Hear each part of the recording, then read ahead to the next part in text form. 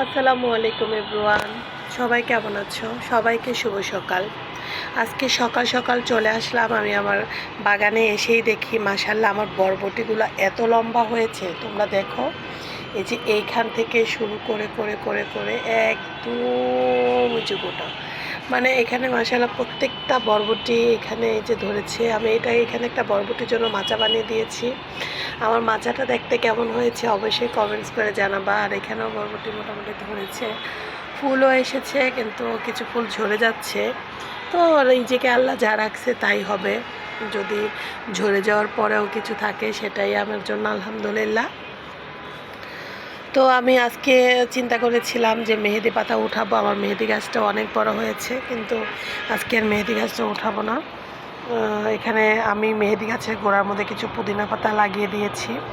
আমার এই ছোট্ট পরিসরের বাগানে কিন্তু অনেক প্রকারের গাছ আছে, তোমরা সবাই জানো সেটা।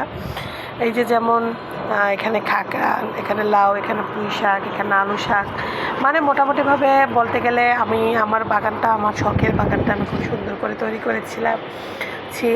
আর আমার মরিচ গাছে কেন জানি ফুল হয়ে হয়ে ঝরে যাচ্ছে, সেটা যদি কেউ সলিউশন জেনে থাকো যে কেন। আর মরিচ গাছের পাতাগুলো এই যে দেখো কেমন হয়ে গেছে, কেমন জানি রোগাটে। তো এটার কারণটা কি অবশ্যই কমেন্টস করে জানাবা তোমরা, যারা যারা জানো।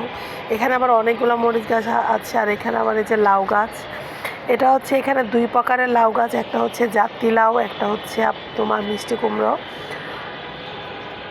তো সব মিলিয়ে আমার তো খুবই ভালো লাগছে সকাল সকাল বাগানে এসে। তোমাদের কেমন লাগছে অবশ্যই কমেন্টস করে জানাবা।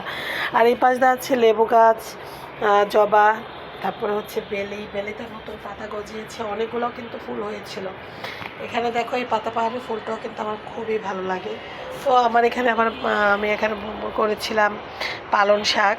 আর এখানে পুঁই শাক লাগিয়েছি, বাইরে পালং শাক, পুঁই শাক, এটা হচ্ছে আমার, মানে মোটামুটিভাবে অনেক প্রকারের গাছই আছে। এখন দেখা অপেক্ষার পালা যে কোন গাছ থেকে কি হয়। তো বন্ধুরা আজকে এই পর্যন্ত।